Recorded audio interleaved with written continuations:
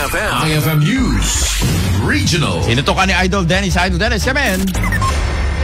In pakamo ti Philippine Army nga may patungpal Tino Selson iti bye-bye nga sakop ti apari kagayan by ti balikatan exercises iti advisory parukat iti balikatan team marugi April 21 patinggat May 9 iti no Selson iti nakamat nga lugar gagam ti Amerika ken ti Pilipinas nga pabilgen iti panagsanay para palang iti panang depensa iti pagilian nga Pilipinas kasi napasamak iti Ilocos Norte iti Calabas adan tumad iti mapasamak na senaryo iti baybay babaen iti panapuputok iti misal tapos kita makita iti kinaliptak iti soldado amang depensa iti buto lugar en kaso nga iti dumteng nga gubata iti agdamakit mandalimaanan ay Bernard ti preparasyon para palang ito balikatan exercises iti nadakamat nga lugar iti apari kagayan Hanga na, Idol Den, sa hanga na amak nga tanong ko, ano kakastoy ti makikita tayo?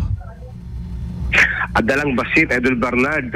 Sa po na nga numalagi po, iti napalabas sa tawan sa hanggang palubos ni Governor Mamba dati balikatan. At siyempre, no kasyayan kita, no gubat, akit bakati umulang targetan ti China, kita iti lugar da, Idol Bernard. Sa kasyay, ngayon iti agdama, adamatin iti agreement nga di nga lugar, iti pakaramitan, dati panagsanay, dagitay US Marines, kasamatin iti kaming ti Philippine Army. Iti agdama, madamat, balikatan Idol Bernard dito'y Palawan ken iti Sambales nagheadline pa iti Calabas nga at dapat iti priority missile iti Northern Luzon kuna dang imahal na specify no nga lugar iti nakaramitan dati nga panagsanay Idol Bernard iti umay dati nga bulan iti apari kagayan tatta iti venue dati sa balipay nga bansada iti balikatan exercises Idol Bernard.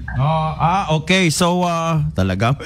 Northern Luzon, nakamak tayo mo dito Idol Dennis. Well, sana kading ibaon ang cover iti lugar na kayat. So, kung matibala ko tatay ka, ibaon ka kumaidayket. Agdanag ka mo gaya men. Sino ko ba't di madalagan? Idol Dennis Alipio.